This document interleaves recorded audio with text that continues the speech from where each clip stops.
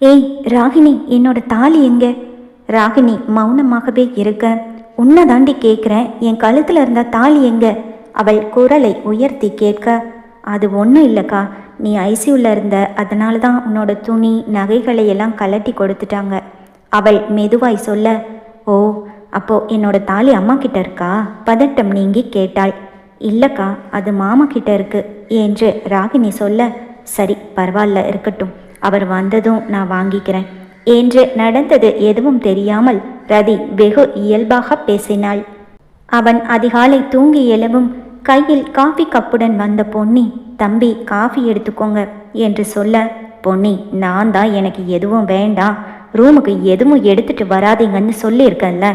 அவன் கோபமாய் சொல்ல, தம்பி இந்த காஃபி நான் போடலை, ரதி உங்களுக்காக போட்டது, அதான் நீங்கள் குடிப்பீங்கன்னு நினச்சி எடுத்துட்டு வந்தேன் என்று பொன்னி சொல்ல, என்ன ரதி போட்ட காஃபியா?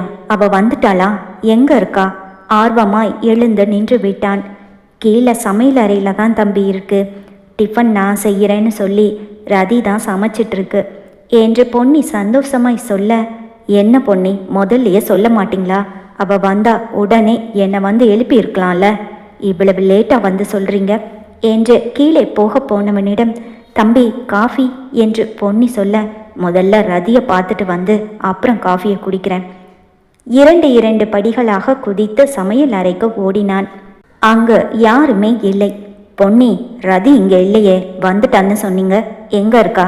பக்கத்தில் இருந்த ஸ்டோர் ரூம், தோட்டம் என்று எல்லா பக்கமும் அவளை தேடினான். ரதியை தேடிக்கொண்டே தேவா தோட்டத்து பக்கம் பார்க்க, அங்கிருந்த பெஞ்சில் மணியை மடியில் வைத்து கொண்டு கொஞ்சிக் கொண்டிருந்தாள் ரதி. டேய் என்னடா, என்னை பார்க்க மாட்டேங்கிற, என்கிட்ட பேச மாட்டேங்கிற, என் மேலே கோபமா? சாரிடா. அவள் மணியிடம் கெஞ்சி கொண்டிருக்க,